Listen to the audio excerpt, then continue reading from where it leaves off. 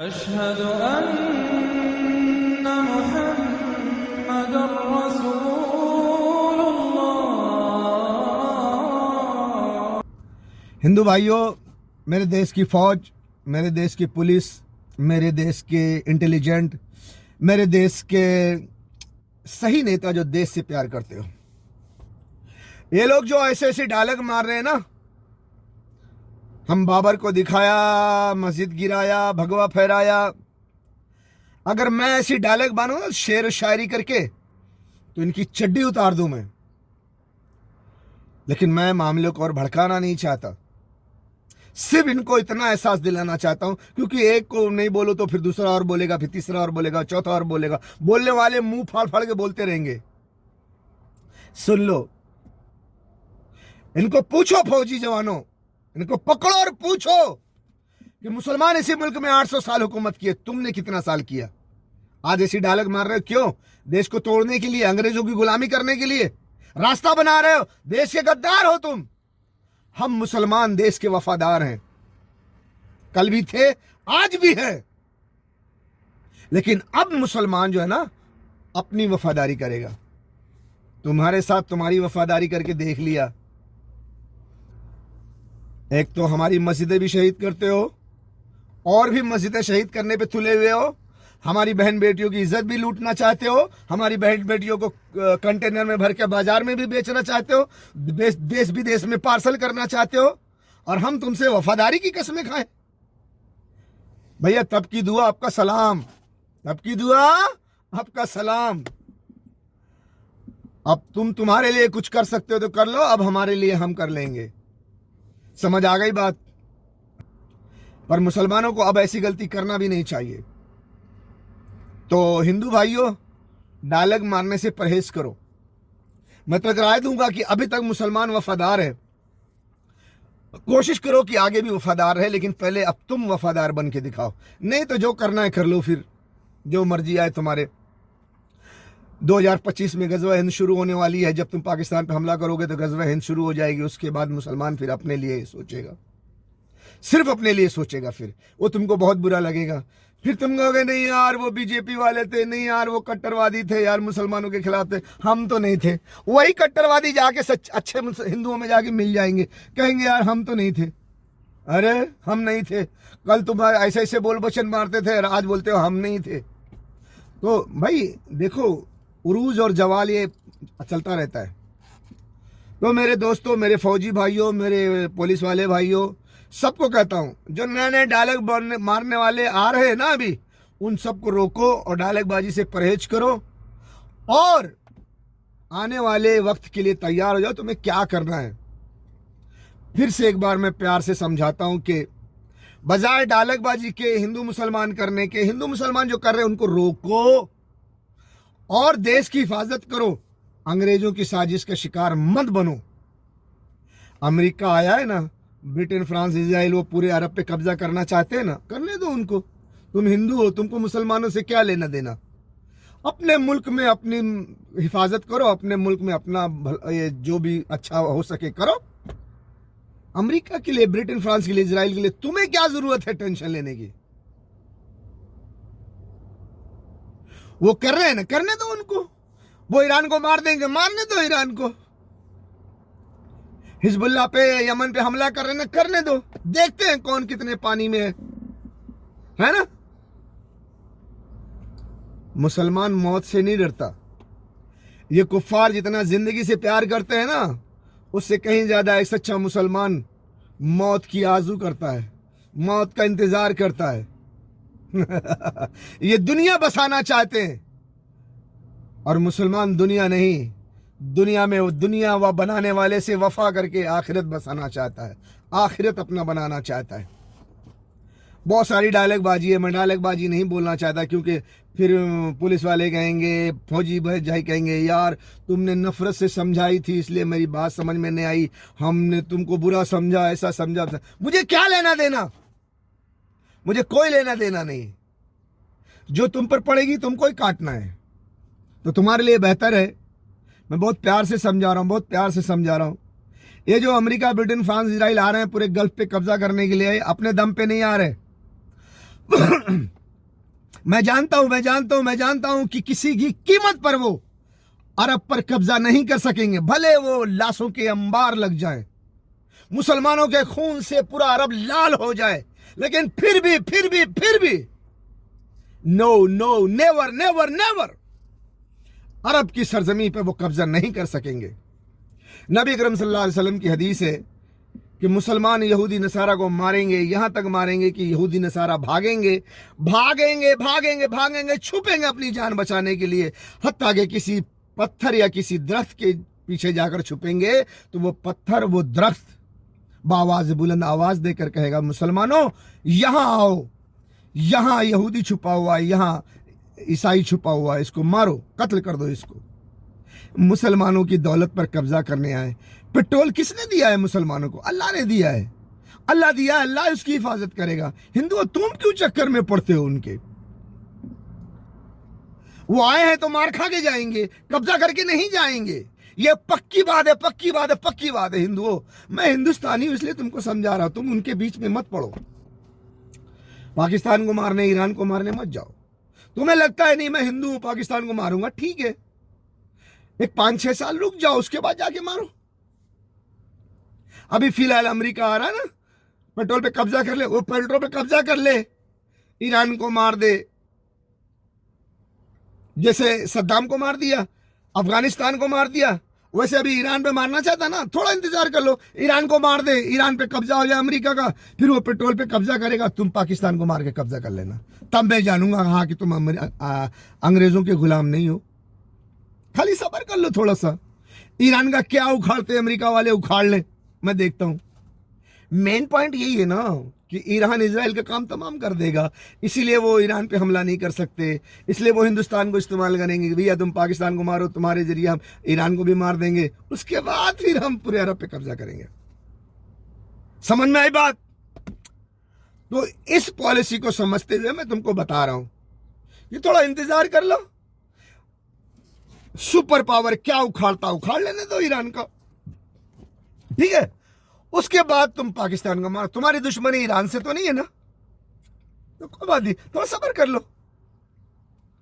जब पूरे गल्फ पे तुम्हारा दोस्त सुपर पावर कब्जा कर लेगा, तब भी वो तुम्हारा दोस्त रहेगा ना, तुम्हारा सच्चा दोस्त है ना, तब दोस्त रहेगा, जाके पाकिस्तान को मार लेना। ईरान का किस्सा देख लो अपनी आंखों से, उसके बाद जाना पाकिस्तान। हाँ, और पहले गए तो फिर मैं तो बोल रहा हूं यार, तुम बहुत बुरी तरह मार खाओगे, बहुत बुरी तरह मार खाओगे। और जितने ये डायलॉगबाजी मार रहे हैं ना, सब निकल जाएगी।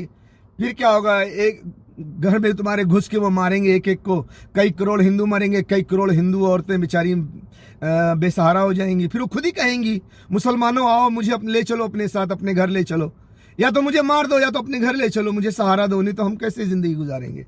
और जाहिर सी बात है, एक औरत कैसे जिंदगी गुजारेगी बगैर मर्द के, बगैर सहारे के?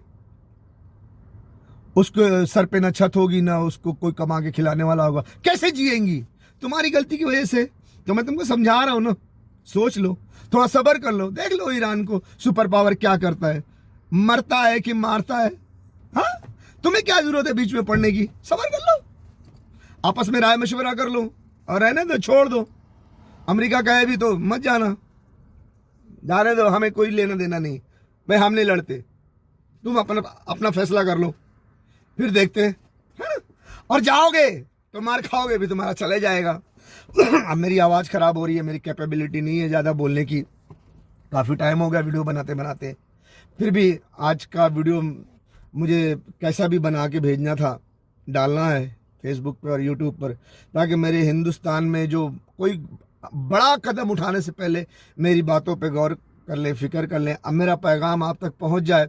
मैं ये उम्मीद करता हूं कि कोई ना कोई टिकटॉकर या कोई ना कोई वीडियो मेकर, यूट्यूबर, किसी न किसी तरह से मेरी आवाज़ आप तक पहुंच जाए, और आप तक मेरी अच्छी बुरी बात दोनों समझो, अच्छी तरह से समझो। मेरा मकसद सिर्फ तुम्हें समझाना है, अपनी कौम की बेटियों को बर्बाद मत करो।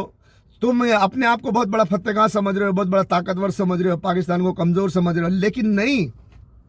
इसी तरह महाभारत में पांडव को दुर्योधन बहुत बड़ा कमजोर समझता था। दुर्योधन अपने आप को राजा समझता था, और पांडु के पास कोई फौज नहीं थी, कुछ नहीं, कमजोर समझता था। लेकिन महाभारत की जंग तो वही जीते ना, तो ऐसा ही है, महाभारत जैसा है, आप उसको कमजोर समझ रहे हो लेकिन पाकिस्तान तुमको मार देगा और तुम्हारी कई करोड़ हिंदू मारे जाएंगे और कई करोड़ औरतों को फिर वो बेसहारा हो जाएंगी, वो बोलेंगे हमें ले चलो, हमें जो करना है करो।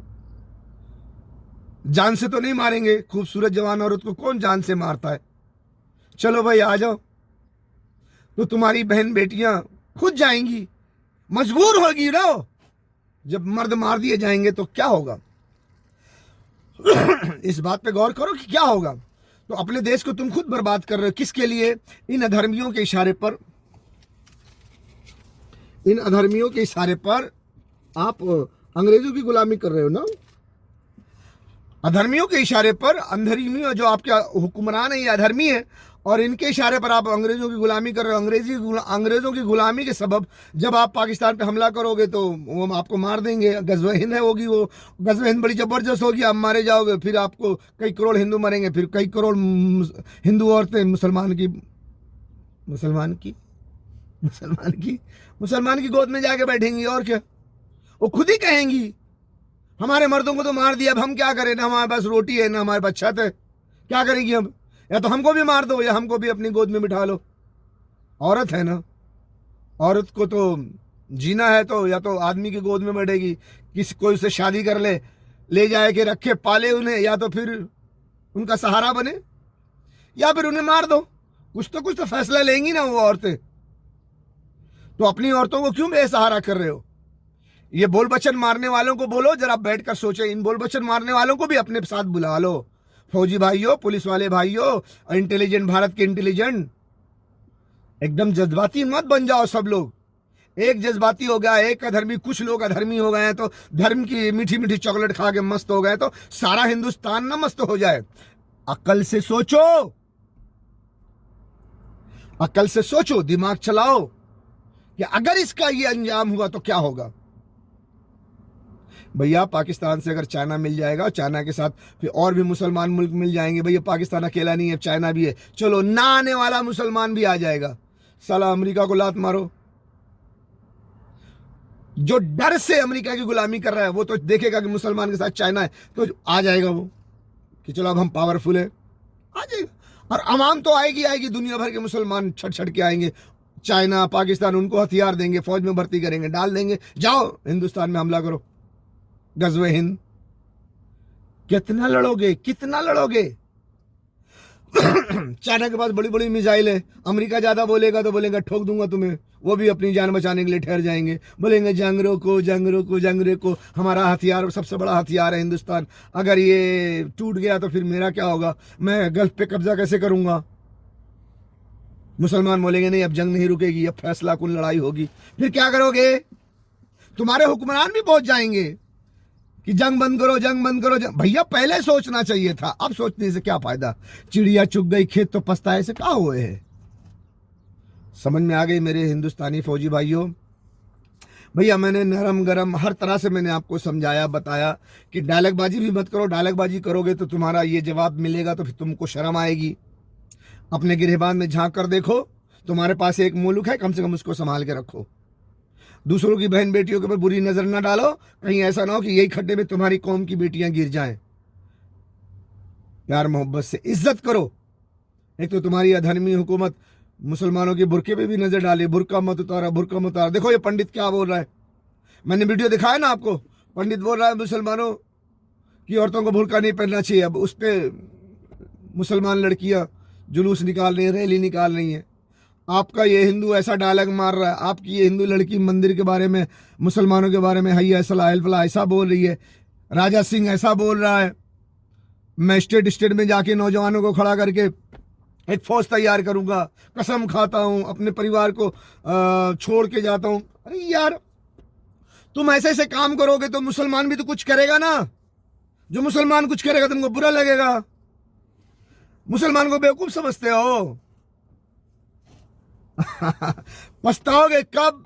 जब चिड़िया चुग गई खेत तो पछताने से क्या होएगा। जब तुम्हारा सब कुछ चला जाएगा तब पछताओगे। दुर्योधन बोला था मैंने एक सुई की नोक के बराबर भी जगह नहीं दूंगा पांडव को।